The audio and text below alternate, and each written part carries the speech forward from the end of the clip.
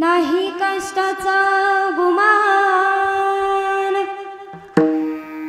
नाही कष्टाचा गुमान, गोवी भ्रमरा सुमान, प्रेम प्रीतीचे बांधिले ते न सुटे काही केले, पदरी घाली पिळा बाप निर्मळ साठी बाळा, प्रेम प्रीतीचे बांधिले ते न सुटे काही केले, तुका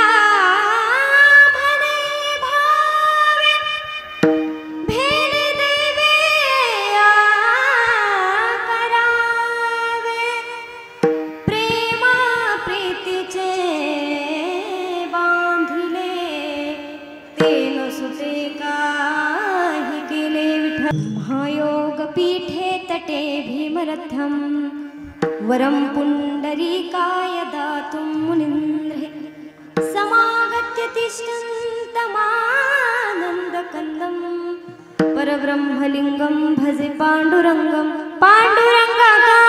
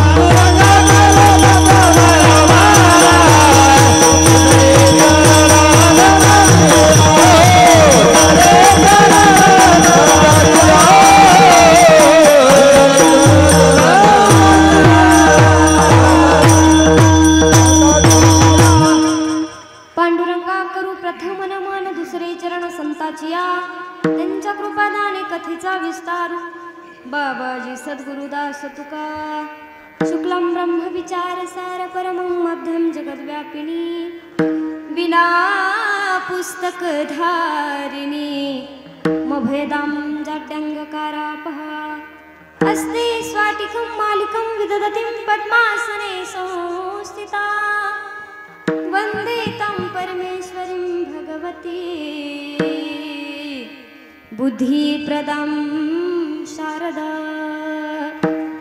नीलाम्बुधश्यामलकोमलाङ्गं सीता समरोहपितवामभागं, पानो महासायतचारुचापं, नमामि रामं रघुवंशनाथं, नमामि रामं रघुवंशनाथं, रामाय रामभद्राय रामचन्द्राय वेदस्य, रघुनाथाय नाथाय सीतापते नमो नमः, सीतापते नमो नमः।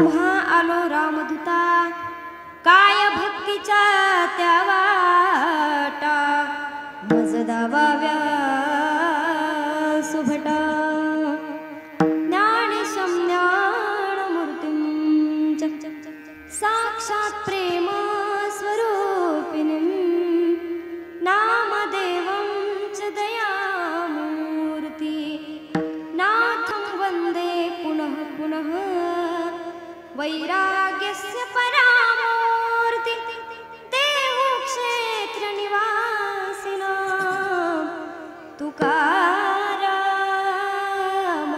महाराष्ट्र भक्तराज चतुष्टकम् श्री संताचे माथा चरणावरी साष्टांग हे करी दंडवत जयति तेधिकं जन्मना व्रज श्रयत इंदिरा शाश्वतत्रयीं दयत दृश्यता दीक्षितावका स्त्वयि धृतास्तव स्त्वं विचिन्वते स्त्वयि धृतास्तव स्त्वं विचिन्वते जयांची क्रिया स्मरण होय सकळ विद्येंचे अधिकरण तेची बंधू श्री चरण श्री गुरूंचे ते नमस्कारून आता विठ्ठला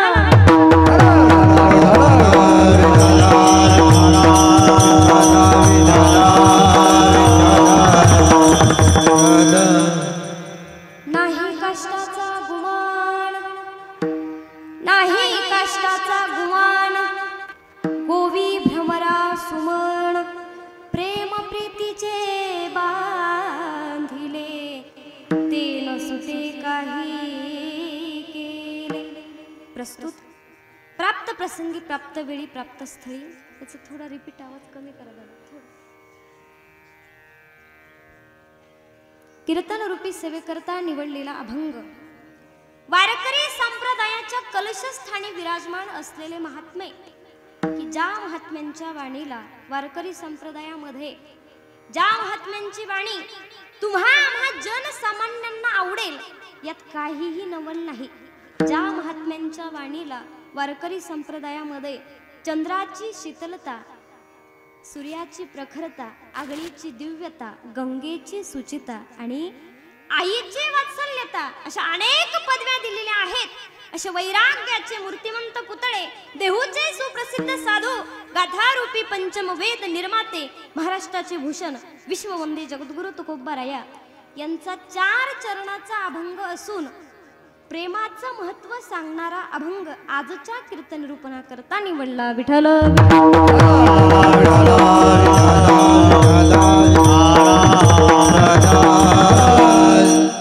सर्वात प्रथम अभंगाचा सरळ शब्दशः भावार्थ तुमच्या समोर मांडण्याचा प्रयत्न करते. या अभंगामध्ये जगद्गुरु तुकोबाराय काय सांगतात तर या अभंगामध्ये तुकोबाराय सांगतात की भगवंताला आवडणारी 2 बंधने आहेत. पहिलं बंधन आहे प्रेमाचं आणि दुसरं बंधन आहे भावाचं. आणि भगवंताच्या प्राप्ती करता ही 2 सुद्धा प्रेम आणि भाव हे आपल्या अंतःकरणामध्ये असावे लागतात. मग किती प्रेम देवावरती असलं पाहिजे तर ते तुकोबाराय या अभंगामध्ये आपल्याला पटवून देतात. महाराज म्हणतात नाही कष्टाचा गुमान गोवी भ्रमरा सुमन. नाही काष्टाचा गुमान. काष्ट म्हणजे काय? महिला मंडळ. काष्ट म्हणजे लाकूड आणि गुमान म्हणजे परवा न करणे. मग जो भुंगा मोठमोठे लाकडे पोखरण्याची सुद्धा पर्वा करत नाही पण असा असणारा भुंगा कोमल फुलांच्या पाकळ्यामध्ये अडकतो. त्या पाकळ्याच्या बाहेर तो येत नाही का? कारण तो त्याच्याशी प्रेमाने बांधला जातो. आणि मग ऐका एकदा का तो प्रेमाने बांधला गेला की काही केल्या सुटत नाही. महाराज म्हणतात प्रेम प्रीतीचे बांधिले ते न सुटे काही केले. आणि हे आणखी सोपं करून सांगण्याकरता तुकोबारायांनी आपल्याला तिसऱ्या चरणामध्ये एक सुंदर दृष्टांत दिलेला आहे. कोणता? पदरी घाली पिळा बाप निर्मळ साठी बाळा. बाप लग बघीने घराच्या बाहेर निघतो महाराज, तेवढ्यामध्ये पोरग धावत धावत येतं आणि बापाच्या धोतराला पिळा घालतं. बापाचं धोतर पकडतं. बाबा, मी तुम्हाला घराच्या बाहेर जाऊ देणार नाही, अजिबात तुम्ही घराच्या बाहेर पाय टाकायचा नाही. आता मला सांगा, बाप मोठा आहे का लेकरू मोठं आहे? महिला मंडळ, कोण मोठं आहे? बाप मोठा आहे, बरोबर. बाप मोठा आहे, सामर्थ्यवान सुद्धा. तुम्ही इकडे लक्ष द्या ना. कीर्तन आपलं कुठं चालू आहे? कशासाठी आलो आपण? कीर्तन ऐकण्यासाठी. चालूच राहतं आपलं, कीर्तनाकडे लक्ष असू द्या. कुठपर्यंत आलो होतो आपण? अभंगाचं तिसरं चरण, पदरी घाली पिळा बाप निर्मळ साठी बाळा. मग ते लेकरू बापाच्या धोतराला धरतं. बाबा, मी तुम्हाला घराच्या बाहेर जाऊ देणार नाही. आता तुम्ही सांगितलं कोण मोठं आहे? बाप मोठा आहे, लेकरू लहान आहे. मग बाप सामर्थ्यवान आहे, बाप मोठा आहे. बापाला लेकराला दूर लोटून लावता येत होतं आणि जाता येत होतं, पण बाप तसं करतो का? नाही. बाप मोठा असून सामर्थ्यवान असून सुद्धा लेकराला काय करतो? जवळ घेतो, 2-3 त्याचे पापे घेतो आणि त्याची समजूत काढतो. का? कारण प्रेमामुळे. मग शेवटच्या चरणामध्ये तुकोबाराय सांगतात की तुका म्हणे भावे भेने देवे आकारावे. तुकोबाराय म्हणतात भगवंतामध्ये सामर्थ्य नाही का? भगवंत सुद्धा सामर्थ्यवान आहे. किती सामर्थ्यवान आहे? ऐसा एवढा भगवंत सामर्थ्यवान आहे की जेने हे विश्व निर्मिले महर्षी देवा संस्था पिले 21 स्वर्गाते धरिले सत्ता मात्रे आपुले. किंवा ऐसा तू समर्थ ब्रह्मांडाचा धनी वर्म जाणूनी शरण आलो. एवढा भगवान परमात्मा सामर्थ्यवान आहे, पण तरी सुद्धा भक्ताच्या भीतीने भगवंत आकाराला येतो. म्हणून तुका म्हणे भावे भेने देवे आकारावे. हा झाला अभंगाचा सरळ शब्दशः भावार्थ. महिला मंडळ, तुमच्या भाषेमध्ये आता हे काय झाल्या ठळक ठळक बातम्या. आता तुम्ही झोपलात तरी चालेल. झोपायचं का? मग झोपायचं का नाही? विठाल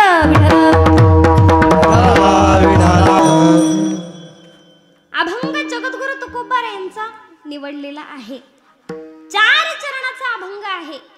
पण आता आपल्याला प्रश्न पडतो, कोणी म्हणेल ताई तुम्ही 4च चरणाचा अभंग सेवेसाठी का निवडला? तर ऐका, त्याचं कारण खूप सुंदर आहे. महिला मंडळ, एवढा सुंदर कारण आहे, पण फक्त तुम्ही थोडंसं मला बोलत चला. मला सांगा, भगवान श्रीकृष्ण परमात्म्याने अर्जुनाला किती युक्त्या सांगितल्या? 4 युक्त्या सांगितल्या. युग किती आहेत हो? 4 युग आहेत. सत्ययुग, त्रेतायुग, द्वापारयुग आणि कलियुग. पुरुषार्थ किती आहेत? 4च आहेत. धर्म, अर्थ, काम आणि मोक्ष. वाचा किती आहेत? 4. परा, पश्यंती, मध्यमा आणि वैखरी. वेद किती आहेत? 4 आहेत. ऋग्वेद, यजुर्वेद, अथर्ववेद आणि सामवेद. मुक्त्या किती आहेत? 4च आहेत. समीपता, सलोकता, स्वरूपता आणि सायुज्यता. पण आता शास्त्राला धरून बोलायचं म्हटलं की आपल्याला थोडंसं कठीण जातं. म्हणून सरळ सोप्या भाषेमध्ये जर सांगायचं झालं तर मला सांगा, जीवन जगत असताना किती माणसं जोडले पाहिजे हो? आपण सहज बोलता बोलता म्हणून जातो की बाबा रे, जीवनामध्ये कमीत कमी 4 माणसं तरी जोडलेच पाहिजे. जीवन जगत असताना किती शब्द गोड बोलले पाहिजे? 4 शब्द गोड बोलले पाहिजे. बरं, आता याही पुढे जाऊन सांगते. मला सांगा, माणूस मेल्याच्या नंतर उचलायला किती जण असतात? आता हे कसं पटकन आलं? असो, मला सांगायचं काय, मला एकच सांगायचं, 4 शब्द अतिशय महत्वाचा आहे. 4 शब्दाशिवाय माणसाला पर्याय नाही, गत्यंतरच नाही. म्हणून 4 चरणाचा अभंग सेवेसाठी निवडला. विठ्ठल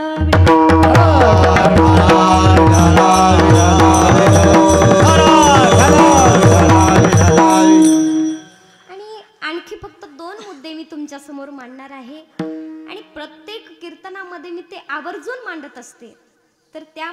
पहिला मुद्दा असा आहे, कीर्तन म्हणजे काय? कीर्तन म्हणतात कशाला? आतापर्यंत आपण बरेच कीर्तन ऐकले असतील, आणखी आपण बरेच कीर्तन ऐकणार आहोत, पण कीर्तनाची व्याख्या नेमकी काय आहे? कशाला म्हणतात कीर्तन? आता एवढं बोलण्याचा माझा अधिकार नाही, पण तरी सुद्धा बोलावंसं वाटतं. महाराज, कीर्तन आज विनोदाचा विषय झालेला आहे, कीर्तन मनोरंजनाचा विषय झालेला आहे. परंतु सगळ्यांना माझी एक विनंती आहे दादांनो, आजच नाही कुठेही तुम्ही कीर्तनाला जा, पण कीर्तन कधीही मनोरंजन या भावनेतून कीर्तन कधी ऐकू नका. टाइमपास या भावनेतून कधीही कीर्तन ऐकू नका. काय कीर्तनातून नेमकं कीर्तन म्हणतात तरी कशाला? कीर्तनामध्ये विनोद करा, कीर्तनामध्ये विनोद केलेच पाहिजे, पण त्याला सुद्धा काही मर्यादा आहेत. म्हणून जिथे भगवंताच्या स्वरूपाचं, भगवंताच्या गुणाचं, भगवंताच्या कीर्तीचं वर्णन केलं जातं त्याला कीर्तन म्हणतात. जे ऐकल्याच्या नंतर मनावरती देखील परिवर्तन होतं, अंतकरणामध्ये परिवर्तन होतं, त्याला कीर्तन म्हणतात. म्हणून महिला मंडळ, आज काय मी तुम्हाला कीर्तनामध्ये सासू सुनेचं गाऱ्हाणं काय सांगणार नाही बरं का. आता सासू सुनेचं गाऱ्हाणं महाराज रोजच चालू आहे, घराघरामध्ये सुरू आहे, ती इथे सांगण्याची गरज आहे का? नाही. ती अपेक्षा काय माझ्याकडून तुम्ही आज करू नका. कीर्तन कशाला म्हणतात? कृते यद् ध्यायतो विष्णुं त्रेतायाम यजतो मुखे द्वापारे परिचर्याणाम कलेत धरी कीर्तनात. महाराज म्हणतात की 4 युगामध्ये कलियुग श्रेष्ठ आहे. का? कारण कलियुगा माझी करावे कीर्तन, तेने नारायण देईल भेटी. दादांनो, कीर्तन हे उद्धाराचं साधन आहे. कमी उद्धार पावे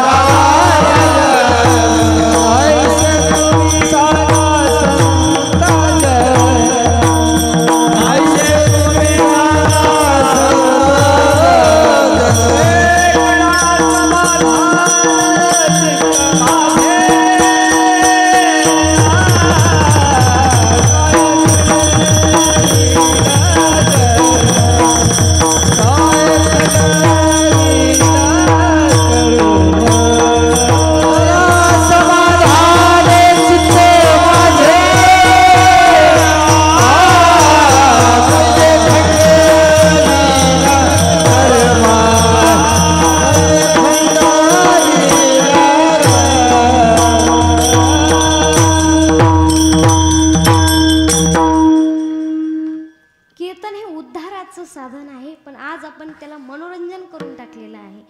म्हणून असो कीर्तन चांग होय अंग हरिरूप. म्हणून कीर्तनामधून काहीतरी आपण घेऊन गेलं पाहिजे.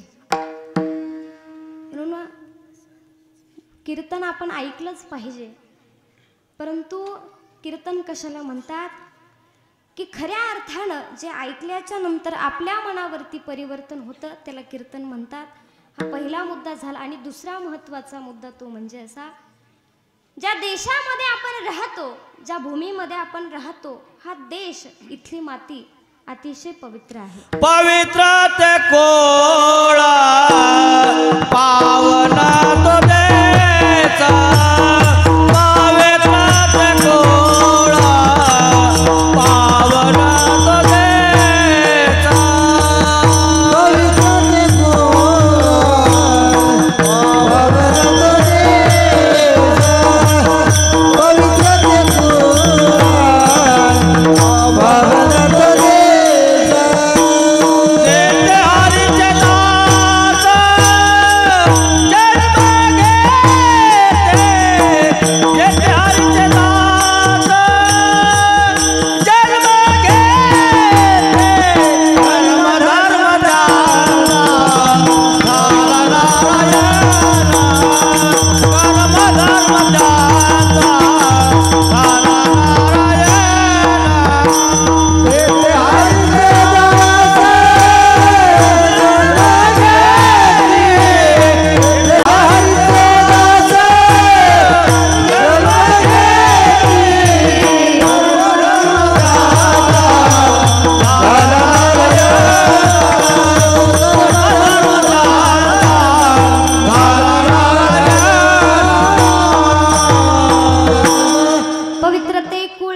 पावन तो देश जेथे हरीचे दास जन्म घेती.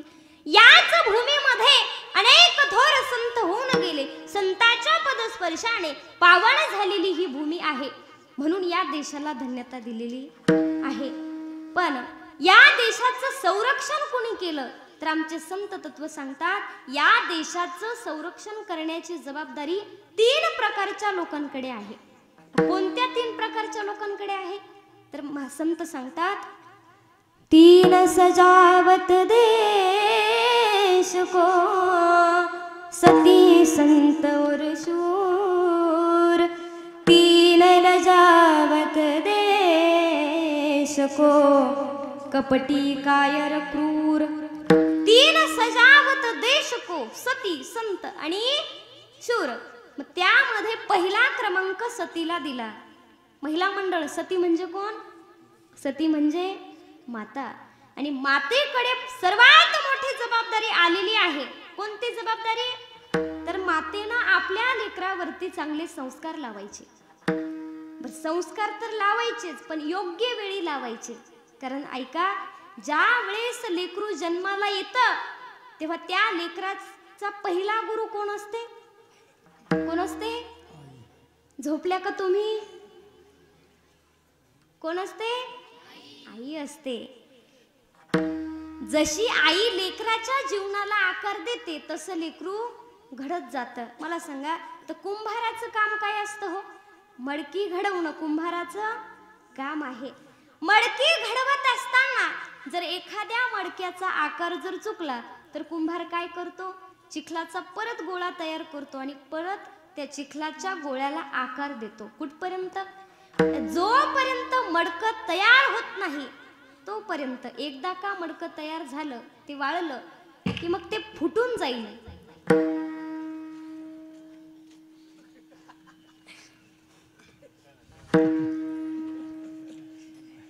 असो तर मी सांगत होते, ते मडकं फुटून जाईल, पण त्याला आकार देता येतो का? माता मौल्यांनो, देता येतो का आकार? अजिबात त्याला आकार देता येत नाही.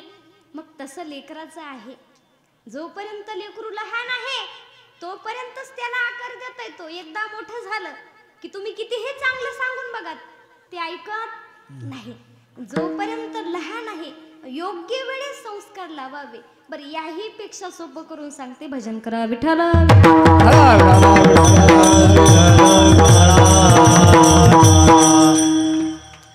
मला सांगा, परमार्थ कधी करावा?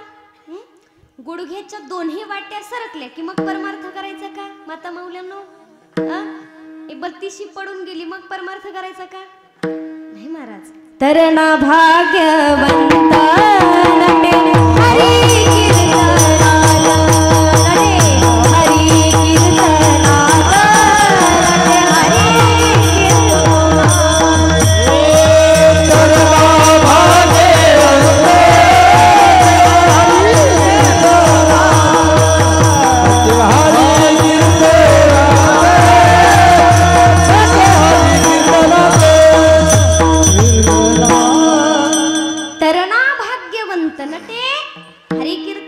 परमार्थ करावा. पण कधी? तरुणपणे. म्हातारपणी परमार्थ करून उपयोग होत नाही महाराज.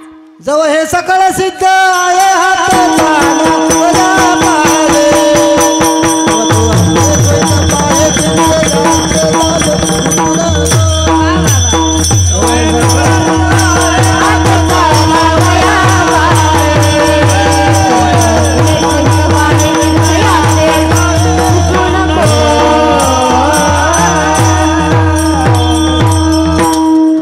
जव हे सकळ सिद्ध आहे, हात चालावया पाहे, तव तू आपुले स्वहित पाहे, तीर्थयात्रे जाय चुकू नको.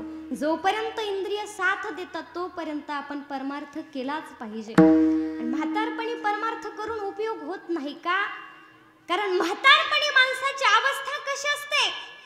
शंकराचार्य सांगतात, अंगम गलितं पलितं मुंडम दशन विहितं जातं तुंडं वृद्धोयापि गृहीत्वानन्दं तदपि न मुच्यत्वा शापिंडं. म्हातारपणी डोळ्यांना दिसत नाही. झाल्याही न सकते राख डोळे झाल्याही न सकते राख डोळे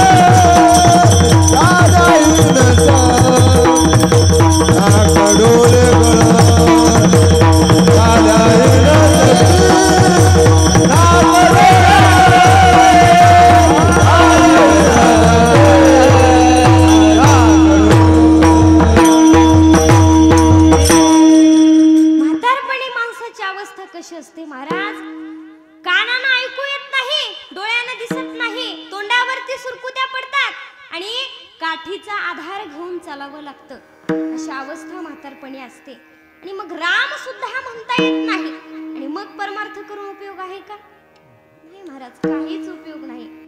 म्हणून परमार्थ करावा कधी? तरुणपणी. गुरु कधी करावे? गुरु सुद्धा केले पाहिजे, पण योग्य वेळी केले पाहिजे. आणि सांगून जाईन मी तुम्हाला महाराज, गुरु जीवनामध्ये अतिशय महत्वाचे आहेत. दादांनो, ज्याच्या जीवनामध्ये गुरु नाहीत त्याच्या जगण्याला काहीच अर्थ नाही. गुरु शिवाय माणसाचं जीवन अपूर्ण आहे. जीवनाला पूर्णत्व नाही. कारण भगवान श्रीकृष्ण परमात्म्याने सुद्धा गुरु केले. भगवान श्रीकृष्ण परमात्मा संदीपांडे ऋषींना शरण गेले. प्रभू रामचंद्र वशिष्ठजींना शरण गेले.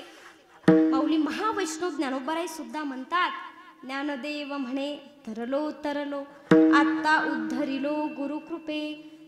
गुरु का करावे? गुरु कृपा का महत्वाची आहे? कारण जीवन जगत असताना या जीवनाचा प्रवास फार कठीण आहे. प्रत्येकाच्या जीवनामध्ये संकट आहेत. प्रत्येकाच्या जीवनामध्ये दुःख आहे. मग जीवन जगत असताना आपल्याला सत्याची वाट जर कोणी दाखवत असेल तर ते फक्त श्री गुरु आहेत. गुरु बिना कोण बतावे बाट, बडा बिकट यमघाट, बडा बिकट यमघाट, घाट घाट घाट कोण बतावे बाट. भ्रांति की बाड़ी नदिया बिचवे, भ्रांति की बाड़ी नदिया बिचवे,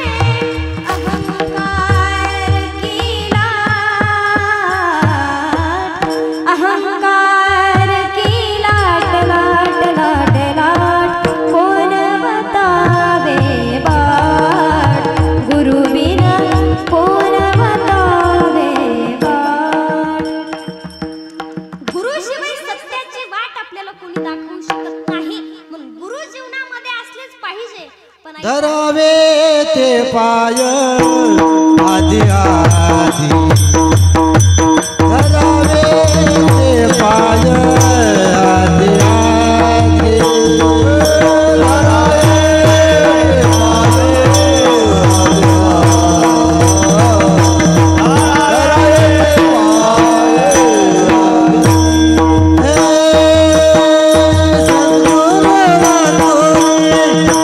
सापडे ना सोन, धरावे ते पाय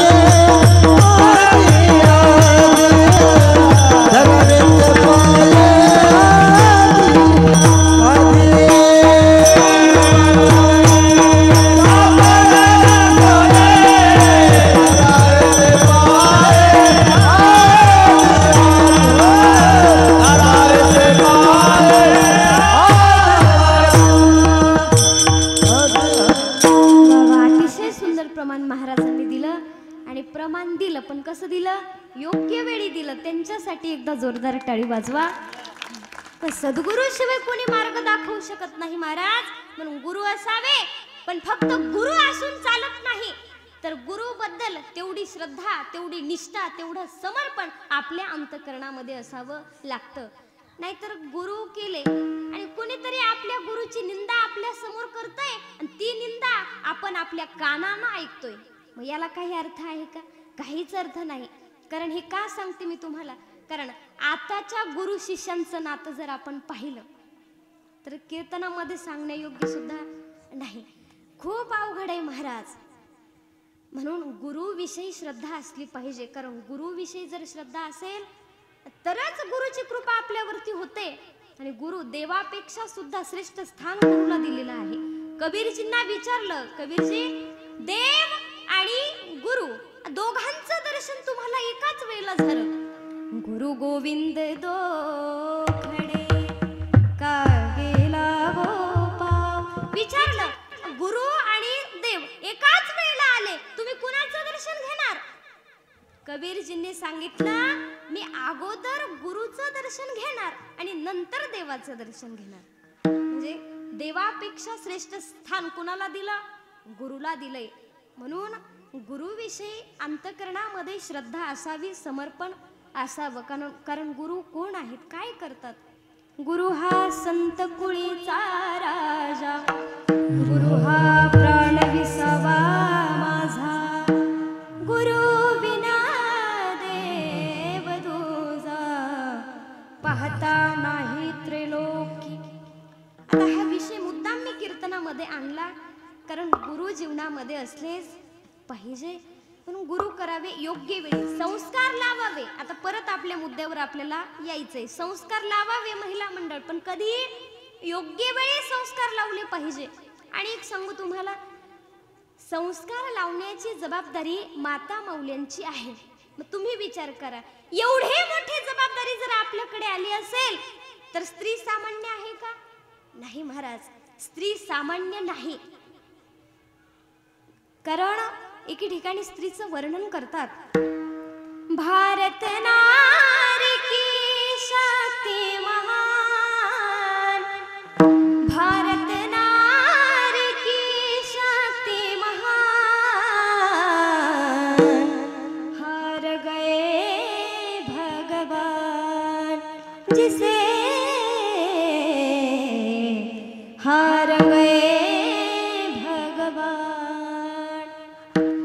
स्त्रीमध्ये सामर्थ्य आहे. प्रत्येक स्त्रीमध्ये भगवती मातेचं स्वरूप आहे, पण ते आज आपल्याला बघता येत नाही.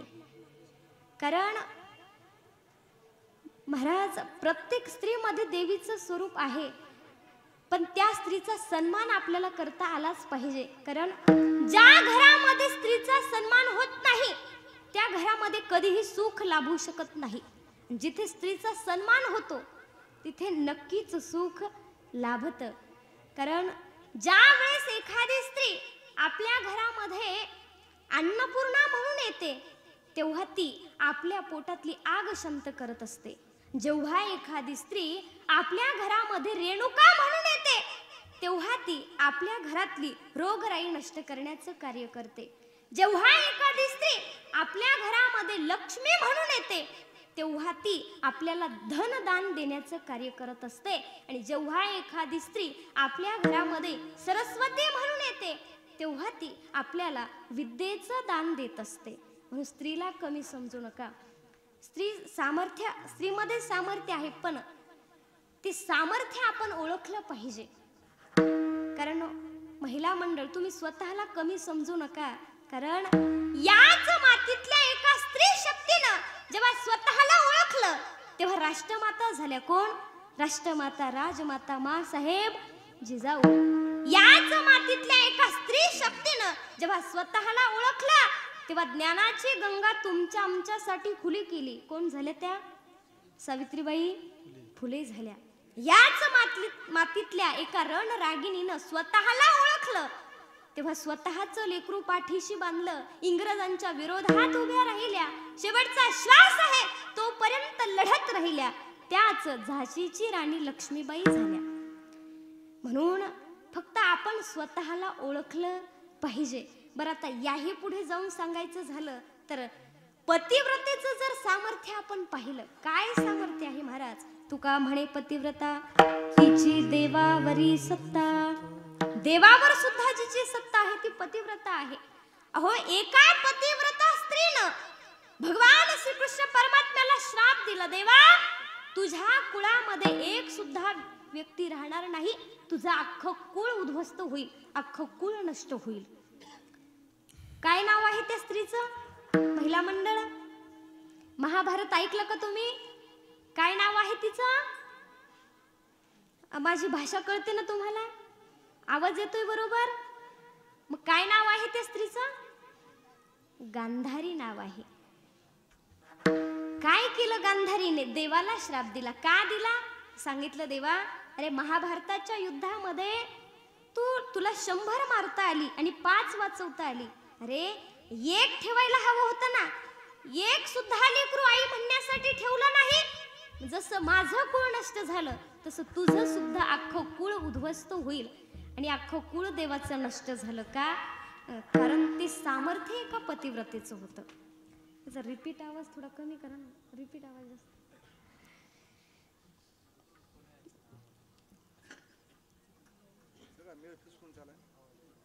तुम्हाला आवाज बरोबर येतोय ना महिला मंडळ? येतोय बरोबर आवाज? विठाल विठाल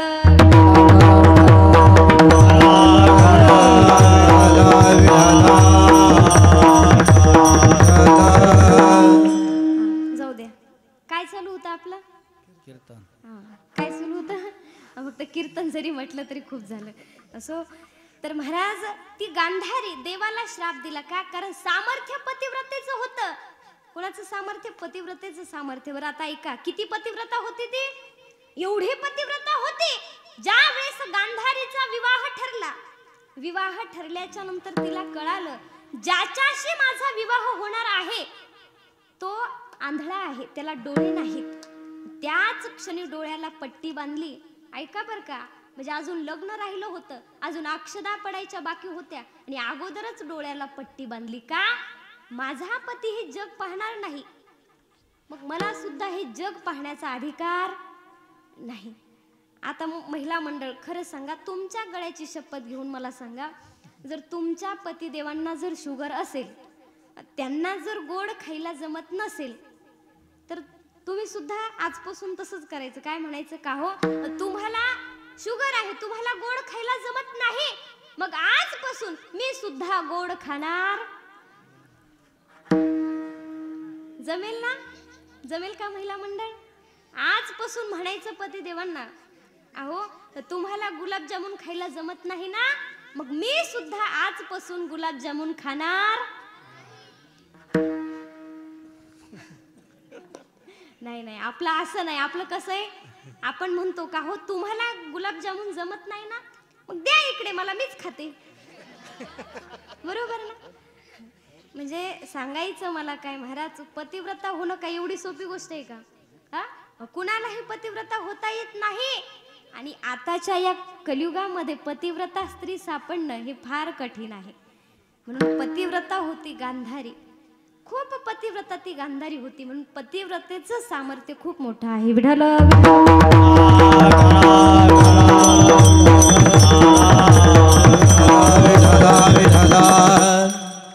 पतिव्रतेचं सामर्थ्य किती मोठं आहे. आणखी एक प्रसंग तुम्हाला सांगून जाते बघा.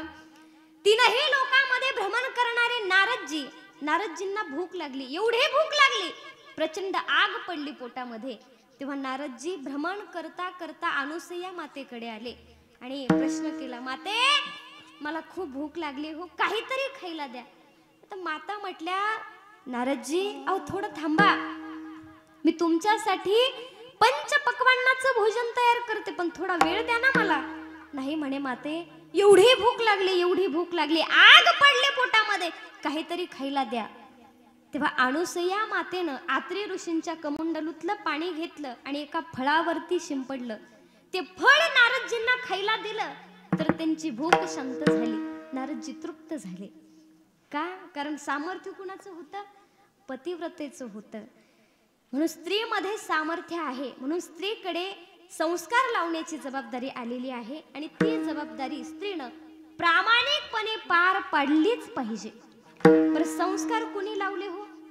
संस्कार कसे लावावे? ज्याप्रमाणे राष्ट्रमाता राजमाता जिजाऊ मासाहेबांनी छत्रपती शिवाजी महाराजांवरती लावले तसे संस्कार असले पाहिजे. काय संस्कार लावले? वयाच्या 16व्या वर्षी हिंदवी स्वराज्य स्थापनेची शपथ घेतली.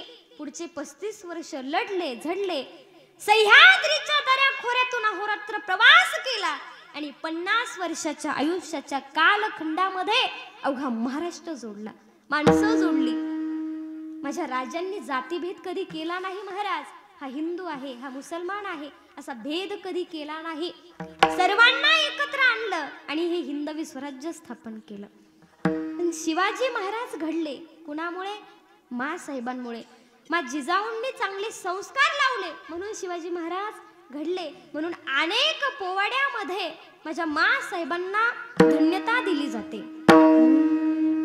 धन्य धन्य थोराई शिवरायाची जिजाई, धन्य धन्य थोराई शिवरायाची जिजाई, आज पूजितो महाराष्ट्र सारा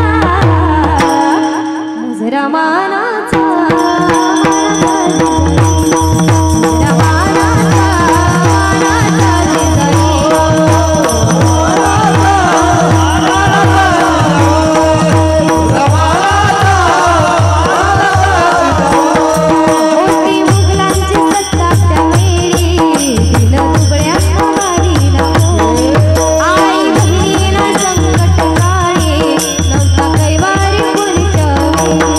धन्य धन्य थोराई शिवरायाची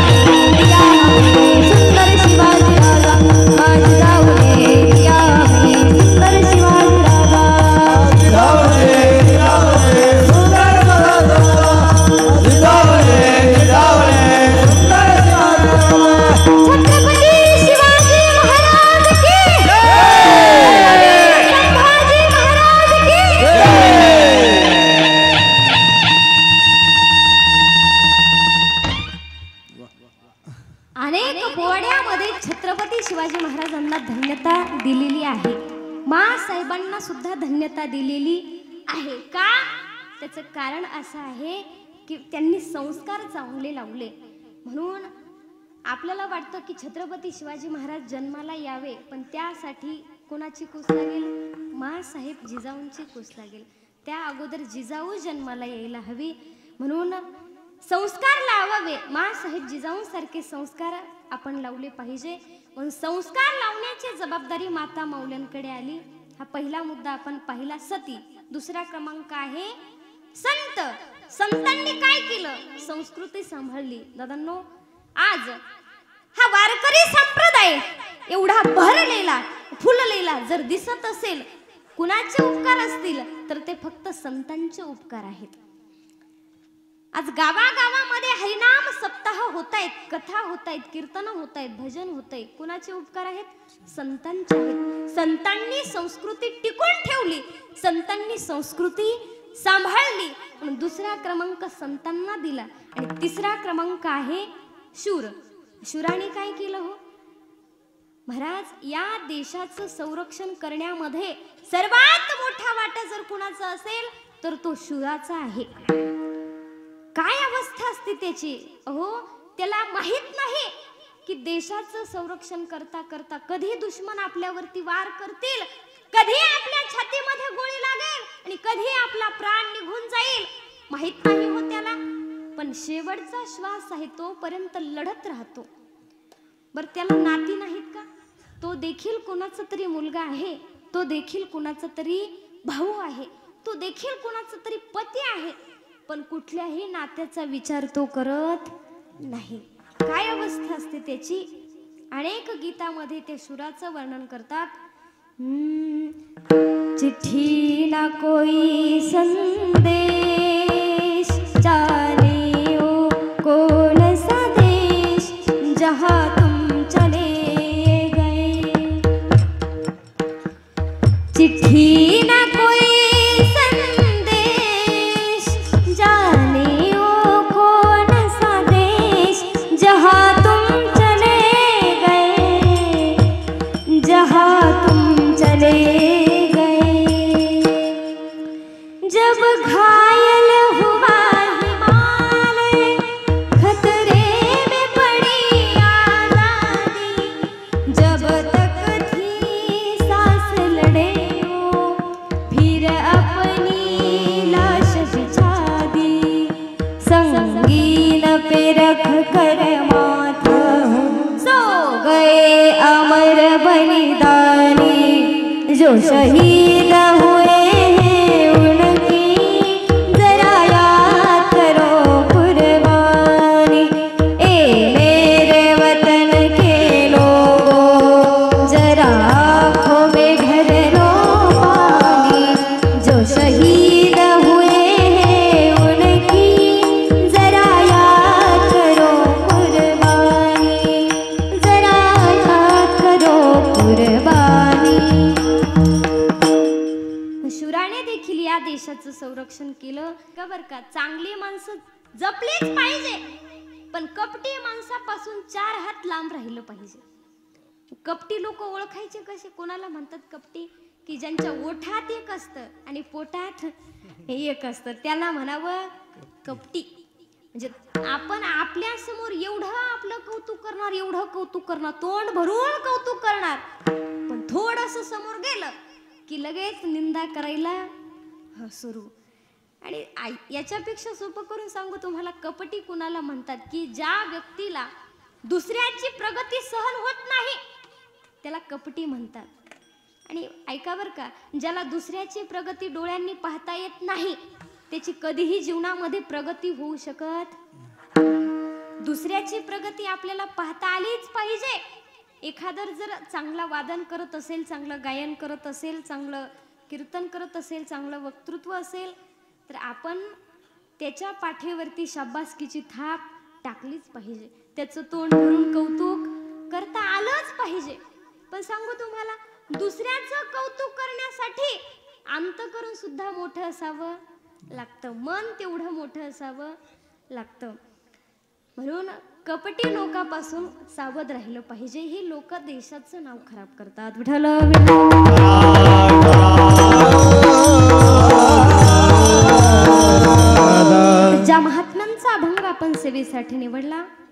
अधिकार संपन्न तुकोबाराया.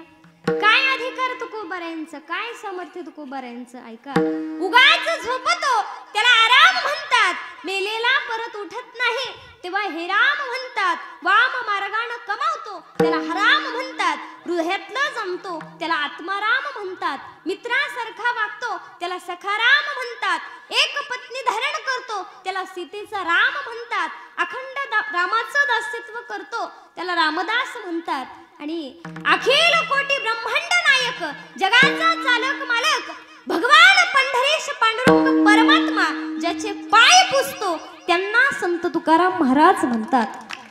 म्हणजे केवढं हे सामर्थ्य आणि केवढा हा अधिकार की जगाच्या मालकानं तुकोबारायांचे पाय पुसावे एवढं ज्यांचं सामर्थ्य ते तुकोबाराय होते. ऐका, कुणाला म्हणतात तुकाराम? दुपारच्या 12:30 वाजता ज्यानं काठीनं मारलं त्याला संध्याकाळी कीर्तनात आणून उभं केलं ते जगद्गुरु तुकोबाराय होते.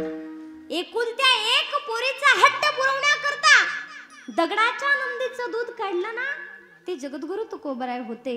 महाराज तुकोबारायांची पोरगी कपभर दुधासाठी गावभर फिरली पण लोक तिला पाहत होते आणि दारं लावत होते. पोरगी दारं वाजव वाजव कंटाळली, घरी आली. विचारलं वडिलांनी, पोरी काय झालं? बाबा अहो तुम्हाला बोटवा करून घालावं म्हणत होते, मग त्यासाठी दूध नाही आणि दुधासाठी गावभर फिरले पण कुणीही दूध दिलं नाही. मग तुकोबारायांनी जगाला त्रास दिला का? नाही, जगाला त्रास दिला नाही. महाराज वेल्हेश्वराशी पूजिले दूध नंदीचे काढिले. वेल्हेश्वराच्या मंदिरामध्ये दगडाच्या नंदीचं दूध काढलं. पण आता मला एका प्रश्नाचं उत्तर द्या, मला सांगा, तुकोबारायांची पोरगी कपभर दुधासाठी गावभर फिरली, मग दारं लावणारी माणसं होती का दगड होती? कोण होता? माणसं होती. आणि दूध देव करणारा माणूस होता का दगड होता? दूध कोणी दिलं? दगडाच्या नंदीनं. कोण होता? दगड होता. तुकोबारायांचा गाथा पाण्यामध्ये बुडवणारी माणसं होती का दगड होती? माणसं होती. तुकोबारायांचा गाथा पाण्यावरती तरंगत राहावा यासाठी धडपडणारी माणसं होती का दगड होती? दगड होती.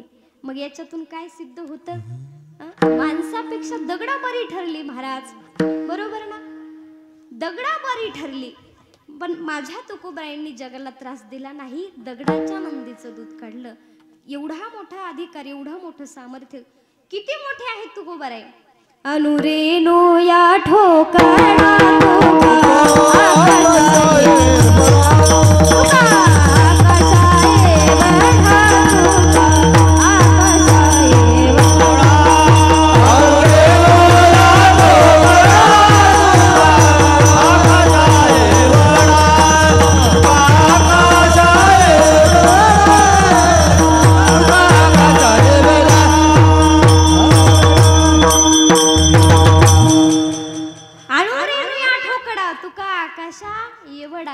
आभाळा एवढी ज्यांची उंची आहे, ज्यांच्या उंची पुढे आभाळ सुद्धा ठेंगणं आहे, एवढे मोठे तुकोबाराय. पण काय म्हणतात? लहानपणा देगा देवा मुंगी साखरेचा रवा, मुंगी साखरेचा रवा, लहानपणा देगा देवा, लहानपणा देगा देवा. देवा लहानपण दे, लहानपण देगा देवा असे म्हणणारे जगद्गुरु तुकोबाराय. होईल लहुनीला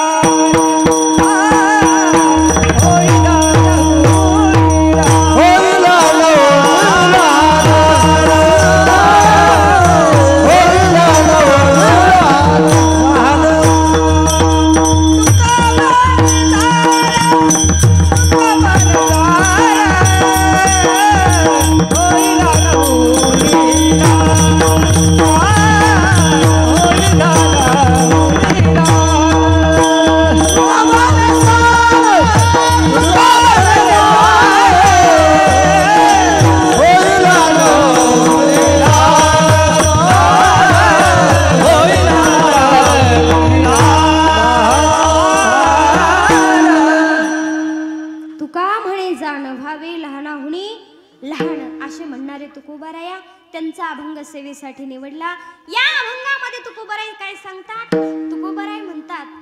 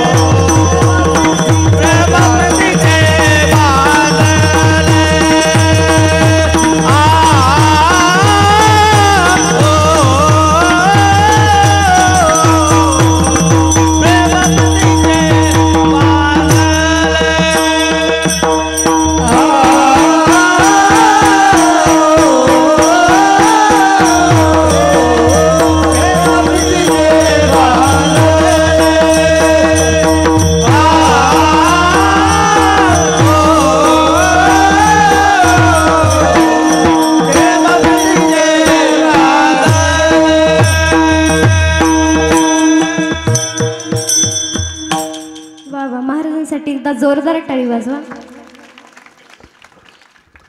अभंगाच्या प्रथम चरणामध्ये जगद्गुरु तुकोबाराय सांगतात नाही काष्टाचा गुमान गोवी भ्रमरा सुमन. जो भुंगा मोठमोठे लाकडं पोखरू शकतो पण तोच भुंगा जेव्हा मकरंद सेवन करण्याकरता फुलावरती बसतो तेव्हा फूल मिटून जातं, भुंगा आत राहतो. मग आता त्या भुंग्याला ते फूल त्याला पोखरता येणार नाही का? पोखरता येतं पण तरी सुद्धा ते पोखरत नाही. त्या पाकळ्यांना ते तोडत नाही, काहीही करत नाही. का? कारण ते त्याच्याशी प्रेमाने बांधलं जातं. भ्रमर गुंताले सुमन कैचे भ्रमर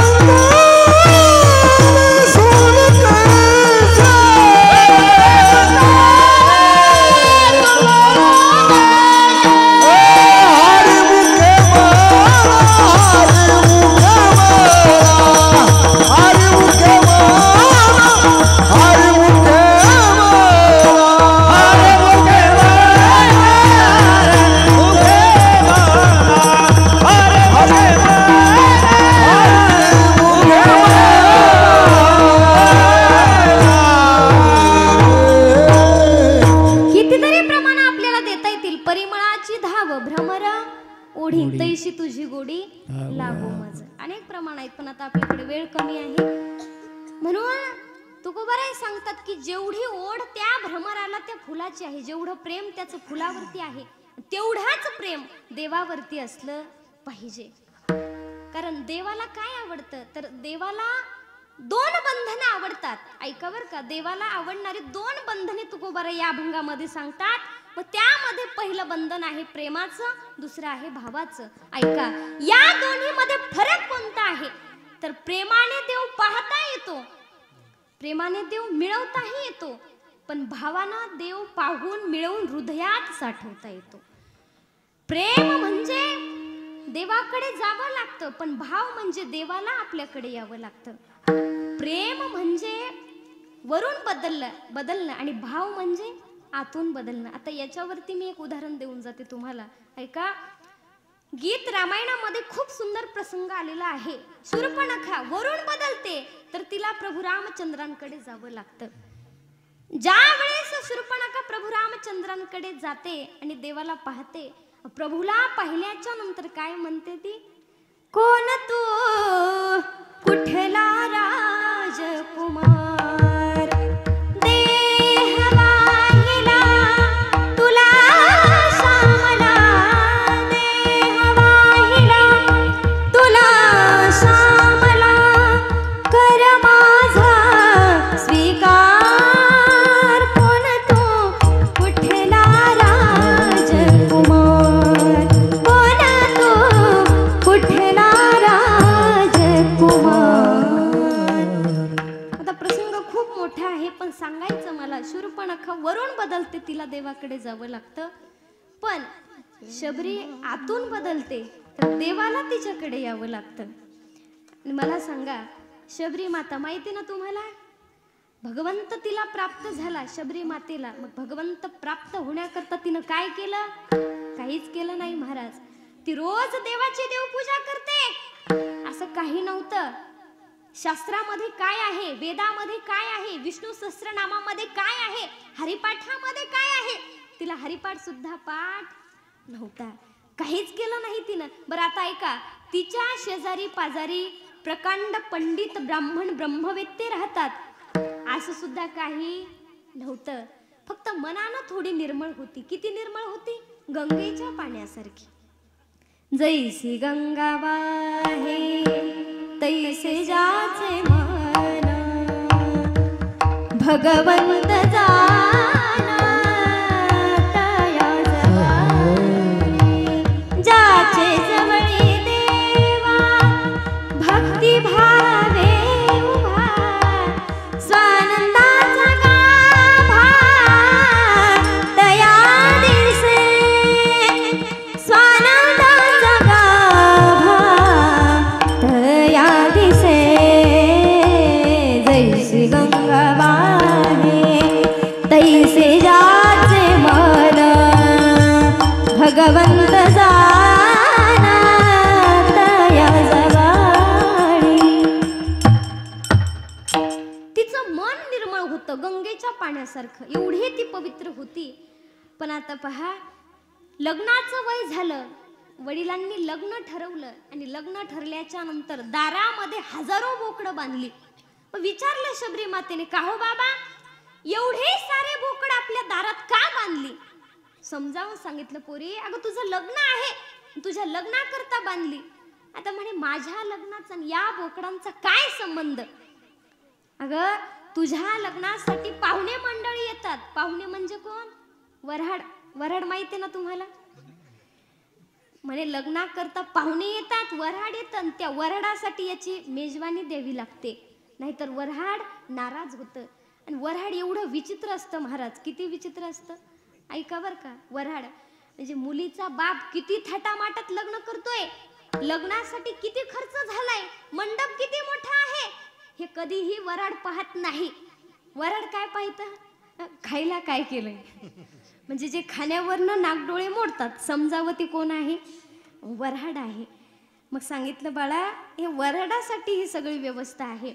विचार केला तिने, रे माझ्या लग्नासाठी एवढ्या प्राण्यांचा जीव जाणार, विचार केला आणि अशी गेली दूर. कुठे गेली? घनदाट अरण्यामध्ये गेली. परत विचार करते, आपला बाप आपल्याला इथे सुद्धा शोधून काढेल, तेव्हा एका मेलेल्या उंटाच्या शरीरामध्ये जाऊन बसली हो. आता मेलेला उंट किती घाणेरडा वास येत असेल, पण तिथे जाऊन बसली का? कारण या वासाने इथे आपल्याला कोणीही शोधून काढणार नाही. आणि जेव्हा सगळे सैनिक तिला पाहून निघून गेले तेव्हा तिनं संताच्या झोपडीकडे धाव घेतली. मातंग ऋषीची सेवा करू लागली आणि खूप सेवा केली ऋषींची. पण ज्या वेळेस ऋषींचा अंतकाळ जवळ आला तेव्हा मातंग ऋषींनी सांगितलं, शबरी अगं तू फार भाग्यवान आहेस ग, एवढी भाग्यवान आहेस की तुला देवाकडे जाण्याची गरज नाही. साक्षात जगाचा मालक तुझा शोध घेत घेत तुझ्या झोपडीवरती येईल. बरं आता ऐका, हे कधी सांगितलं होतं? असं वर्णन आहे की ज्या वेळेस ऋषींनी सांगितलं तेव्हा देवाचा जन्म सुद्धा झालेला नव्हता. आणि मग तेव्हापासून शबरी देवाची वाट पाहते. काय म्हणते, आज माझा भगवान येईल, आज माझे प्रभू येतील, उद्या माझे प्रभू येतील, माझे प्रभू परवा माझे प्रभू येतील. काय म्हणते, जब मेरे राम जी का आवन होगा सबर की गुड़िया पावन होगा. जब मेरे राम जी का आवन होगा सबर की गुड़िया पावन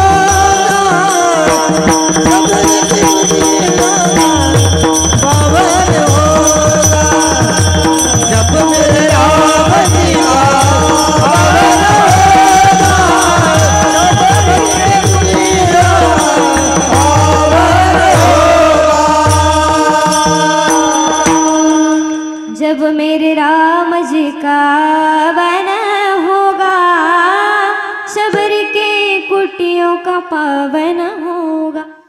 शबरी म्हणते आज माझे प्रभू येतील, उद्या माझे प्रभू येतील.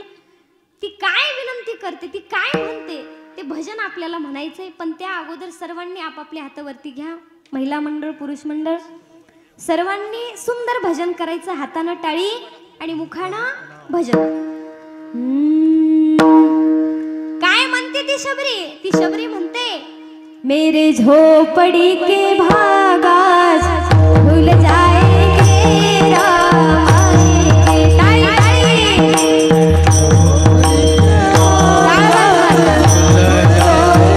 ताई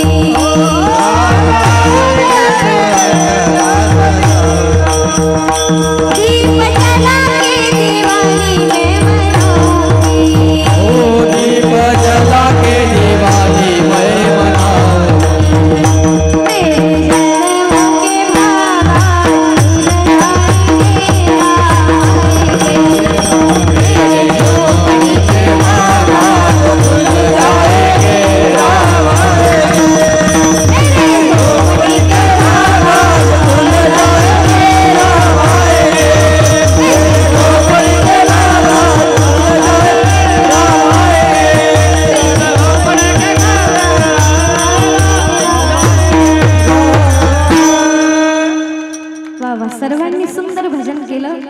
सर्वांचे मनापासून धन्यवाद मानते. तर तर शबरी माता देवाला विनंती करते, कधी येतील माझे प्रभू, आज येतील, उद्या येतील. आणि तो सोन्याचा दिवस उजाडला. प्रभू रामचंद्र शबरी मातेच्या झोपडीवरती आले तेव्हा काय म्हणतात, आजी सोनियाचा दिनो वर्षे अमृता सजनू, आजी सोनियाचा दिनो.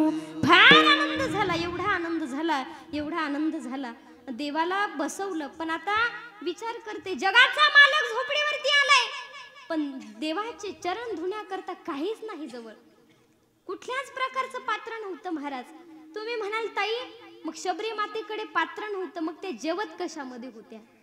आता भूक लागली तर झाडाची फळं तोडून खावी, तहान लागली ओंजळीनं पाणी प्यावं, पात्राची गरज होती का? नाही. पण जगाचा बाप झोपडीवरती आलाय, भगवंताचे चरण कशाने धुवावे? तेव्हा हाताची ओंजळ केली, ओंजळीवरती देवाची चरण घेतले, चरणावरती डोकं ठेवलं. एवढ्या रडल्या की त्या आसवांनी भगवंताचे चरण धुवून निघले.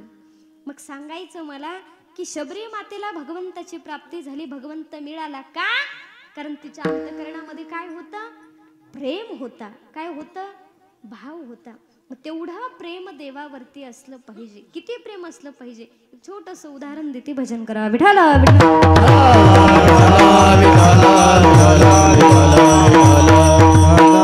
महाभारतामध्ये विदुरजींचा गोड प्रसंग आलेला आहे. किती प्रेम होतं देवावरती. जेवढं प्रेम विदुरजींनी देवावरती केलं ना, तेवढं प्रेम भगवंतावरती असलं पाहिजे. जेव्हा भगवान परमात्मा हस्तिनापूर मध्ये शिष्टाई करण्याकरता आले, भयंकर गर्दी होती महाराज. आणि त्या गर्दीमध्ये विदुरजीत सुद्धा थांबले होते. कुणी देवाच्या चरणावरती फुलं टाकत होतं, कुणी भगवंताला साष्टांग दंडवत करत होतं. मग त्याच गर्दीमध्ये विदुरजी होते. आणि विदुरजी अंतःकरणामध्ये विचार करतात, मनामध्ये विचार करतात की देवानं फक्त एकदा माझ्याकडे पाहावं, फक्त एकदा भगवंताने माझ्याकडे पाहून हसावं. आणि बघा, भक्ताचा किती मोठ्या भक्ताचा महिमा आहे की भक्तांना इच्छा करावी आणि भगवंताने इच्छा पूर्ण करावी. भगवंताला कळताच क्षणी तेवढ्या गर्दीतून भगवंत कुणाला पाहतायत? विदुरजींना पाहतायत. विदुरजींना पाहिलं, आनंद झाला. आणि विदुरजी घरी आले आणि घरी येऊन त्यांचं भजन सुरू झालं. इकडे भगवान परमात्मा दुर्योधनाच्या सभेमध्ये गेले. पण सभेमध्ये गेल्याच्या नंतर भगवंताच्या भक्ताचा अपमान केला. कुणी? दुर्योधनाने. पांडवांचा अपमान झाला. मग तेव्हा म्हटले, आता हे मूर्ख आहेत, ही मूर्खाची सभा आहे, इथे थांबायचं नाही. मग कुठे आले? विदुरजींच्या घरी आले. पण विदुरजींचं भजन सुरू होतं. काय?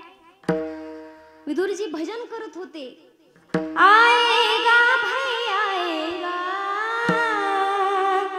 आएगा भाई आएगा, मुझे पूरा है विश्वास, सावरा आएगा, मुझे पूरा है विश्वास, सावरा आएगा. जितना भी बेहाल रहूं मैं, तू जो दे वो हाल सहूं मैं, सारे जग का पालनहार, सावरा आएगा, मुझे पूरा है विश्वास, सावरा आएगा. विदुरजींचं भजन चाललेलं की माझा भगवंत येईल. आणि असं म्हटल्याच्या नंतर भगवंत दारात आले. पण भजनामध्ये तल्लीन झाले विदुरजी. तेवढ्यामध्ये सुलभा काकी आली. हलवलं विदुरजींना. आहो, ज्या भगवंताचं भजन करतो तो भगवंत दारात उभा आहे. एवढा आनंद झाला महाराज. देवाला पाहिलं आणि डोळ्यातून अश्रूच्या धारा सुरू झाल्या. एवढं प्रेम देवावरती असावं महाराज की भगवंताला, भगवंताची मूर्ती जरी डोळ्यासमोर आली तरी आपल्या अंतःकरणातून, अगदी आपल्या डोळ्यातून अश्रूच्या धारा सुरू व्हाव्यात. एवढं प्रेम अंतःकरणामध्ये असलं पाहिजे. अशी अवस्था त्यांची झाली. कंठी प्रेम दाटे, नयनी नीर लोटे, हृदयी प्रगटे रामरूप. भगवंताला आत बोलावलं आणि गवतावरती देवाला बसवलं. आता ऐका बर का, भगवान परमात्मा देवाला बसायला सोपाच लागतो असं नाही. देव गवतावरती सुद्धा बसतो. भगवान परमात्मा भक्तानं दिलेली चटणी भाकरी तो पुरणपोळी समजून खातो. पण खाऊ घालण्यामध्ये काय असावं लागतं माता माऊल्यांनो? भाव असावा लागतो. नाही तर तुम्ही पुरणपोळींचा स्वयंपाक केला, वरून तुपाची धार आणि ताट आदळलं म्हटलं गिळा, मग जाईल का नरड्याच्या खाली? नाही ना जाणार. खाऊ घालण्यामध्ये भाव असावा लागतो. मग भगवंत बसल्याच्या नंतर सांगितलं सुलभा काकीला, सुलभा अगं जगाचा मालक आपल्या झोपडीवरती आलाय, देवाला खायला काहीतरी घेऊन ये. मग सुलभा काकी देवाला खाण्याकरता केळं घेऊन आल्या. पण आता ऐका, देवाला पाहिलं आणि स्वतःला विसरून गेल्या. म्हणजे अशी अवस्था त्यांची झाली. फार धांदलघाई उडाली. म्हणजे काय करू, देवाला काय देऊ खायला नेमकं, अशी अवस्था त्यांची झाली. बरं सांगू तुम्हाला, मला सांगा महिला मंडळ, ज्या वेळेस एकुलता एक लाडका जावाई घरी येतो तेव्हा सासूची कशी अवस्था होते? सासू म्हणते, बाई एवढ्या दिवसांनी माझा जावई आलाय, मग माझ्या जावयाला खायला काय करू? नेमकं पुऱ्या करू का पुरणपोळी करू का बासुंदी करू, काय करू नेमकं? हे कुणाला प्रश्न पडतात? सासवांनो, कुणाला प्रश्न पडतात? सासूबाईला. कारण एवढा महाराज जावयाची काळजी घेते सासू. किती नाकाचा मोती ठेवी गहाण, राखे जावयाचा मान. एवढा जावयाचा थाट सासरवाडी मध्ये असतो. जावयाला बसायला पाट, पाठीला पाट, अगरबत्त्यांचा घमघमाट आणि एवढा जावयाचा थाट. बरं आता एवढं सासू जावयाचं कौतुक करणार महिला मंडळ, एवढं कौतुक करणार. माझा जावई म्हणे, माझा जावई चंद्रासारखा आहे. कसा आहे? चंद्रासारखा आहे. आणि त्याला जर पाहिलं, ढेकळात टाकलं तर ओळखायला येणार नाही, एवढा काळा असतो. पण माझा जावई कसा आहे? चंद्रासारखाच आहे म्हणे. एवढं सासू जावयाचं कौतुक करते. मी हे काय सांगितलं म्हणजे जावई पाहिला की जशी सासूची घाई होते, जशी सासूची धांदल उडते, तशी आमच्या सुलभा काकीची अवस्था झाली. माझा भगवंत आलाय, माझ्या देवाला काय करू खायला, काय देऊ खायला? पण घरामध्ये काहीच नव्हतं हो. मग केळं घेतली आणि केळं देवाला देणार, पण आता अवस्थाच अशी झाली होती की स्वतःलाच विसरल्या होत्या. आणि परमार्थ करत असताना स्वतःला विसरलं पाहिजे. माता माऊल्यांनो, जोपर्यंत या धर्ममंडपामध्ये तुम्ही बसलेले आहात, किमान तोपर्यंत तरी संसार, घरदार, प्रपंच, लेकरं बाळ सगळ्याचा विसर पडला पाहिजे. कुठपर्यंत? जोपर्यंत इथे आहात तोपर्यंत. पण महाराज, आता माणसं कीर्तनाला जरी बसले तरी असे बसतात की जिथून कीर्तनकार दिसला पाहिजे चप्पल सुद्धा दिसली. म्हणजे काय 2 तास सुद्धा आपलं चित्त स्थिर राहत नाही, चपलेकडे लक्ष जातं. म्हणजे म्हणून स्वतःला विसरलं पाहिजे. कुठपर्यंत? जोपर्यंत तुम्ही इथे आहात, किमान तोपर्यंत तरी स्वतःचा विसर पडला पाहिजे. कोण विसरलं स्वतःला? गायी गुरांचा सांभाळ करणाऱ्या कृष्णानं खोडी केली, कृष्णानं चोरी केली, यशोदेकडे गाऱ्हाणं घेऊन जाणाऱ्या त्या गोपिका स्वतःला विसरल्या. विसरल्या कामधंदा, सासू सासऱ्याची नाही मर्यादा, पावा घोंगडी घेऊन पाय, पावा घोंगडी घेऊन पाय. म्हणून सुलभा काकी स्वतःला विसरल्या. केळ घेतलं, ते केळ सोडलं, आतला गाभा स्वतः खाल्ला आणि देवाला खायला काय दिलं? साल दिली हो, साल दिली. माझ्या भगवंताने ती साल सुद्धा खाल्ली, साल ग्रहण केली देवानं. अशी 2-3 केळ तर सहज गट्ट केली. कोणी? सुलभा काकीने. पण तेवढ्यात विदुरजीने हलवलं. अगं वेडी झाली का तू? काय करते तू? देवाला खायला साल देते? मग तेव्हा भानावर आली, देवा माफ करा हो, चुकलं माझं. आणि पुन्हा केळ एक घेतलं, त्यातला गाभा देवाला दिला, साल फेकून दिली. पण भगवान परमात्मा एवढे नटखट आहेत. भगवान म्हणतात, काका अहो जेवढा गोडवा सालीमध्ये होता तेवढा गोडवा गाभ्यामध्ये सुद्धा. मग या सगळ्या उदाहरणातून सिद्ध एक होतं, देवाला काय लागतं? प्रेम लागतं, भाव लागतो महाराज. म्हणून जगाच्या पाठीवरती काही न लगे एक भावाची, कारण देव भावाचा भुकेला किंवा थोर प्रेमाचा भुकेला हाची दुष्काळ तयाला. म्हणून देव फक्त भावाचा भुकेला आहे, प्रेमाचा भुकेला आहे. गिरिधर लाल तो भावता